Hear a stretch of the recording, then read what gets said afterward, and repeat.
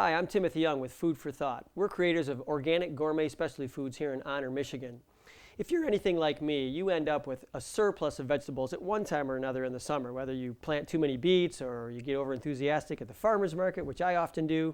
So I'm going to show you a way that you can pickle just about anything so you can keep these for weeks at a time in the refrigerator instead of throwing them out in the compost pile. The basics of pickling are vegetables, eggs, whatever you want to pickle, and then the ingredients you're going to need are going to be vinegar, water, sugar, salt, and then something to bring some flavor to your pickles. I'm going to today have a little bit of red pepper flake, I've got a little bit of fresh dill, I've got some pickled or some peeled garlic, and then of course I have a little bit of Right Brain IPA. This is a little bit better for pickling the chef than the vegetables, but it's essential to pickling for me. So let's get started.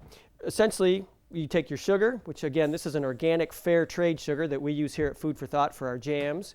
We're going to use some kosher salt, and then vinegar and water. Now I'm going to take this and bring it to a strong simmer on the stove, and then we're going to start pickling. Okay, now that our pickling liquid is heated, we're ready to start filling our jars. Before we start doing that, it's important to note that when you fill your jars, you want to fill them so that they're packed firm but not so tight that you can't get any of the pickling brine in there. So generally I just kind of fill and try to fit things in as best I can and give them a little bit of pressure.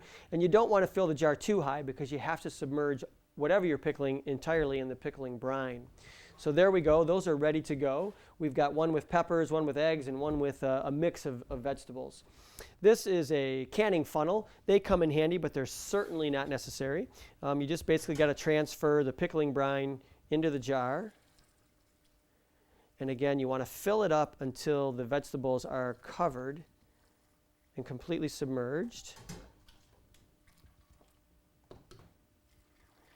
Same with the eggs. And lastly, the peppers. Okay. Then we're going to just cap these. And you can use leftover jars. This is the nice thing about it is we're not going to hot pack these. These are, again, going in the refrigerator. These, if you wanted to hot pack these and have them as a shelf-stable product, you could do that, but that requires a little bit more work. You'd need to consult a canning book to do that. These are going to go in the refrigerator after they've cooled for about 4 to 5 days so that the flavors can mature. And then they'll be good for weeks up to months depending on what you've pickled. So that's the basics of quick pickling. And I think the important thing for you to go away with is to realize that you can really let your imagination run wild here. Sometimes I'll put beets or turmeric in my eggs to turn them purple or yellow. It's a really fun thing to do at holidays. I do this with my kids a lot. From a flavor profile, you know, again, garlic, red flakes. I use any kind of fresh herb you can get. Dried herbs work, mustard seed. You can do just about anything you want. So let your imaginations run wild.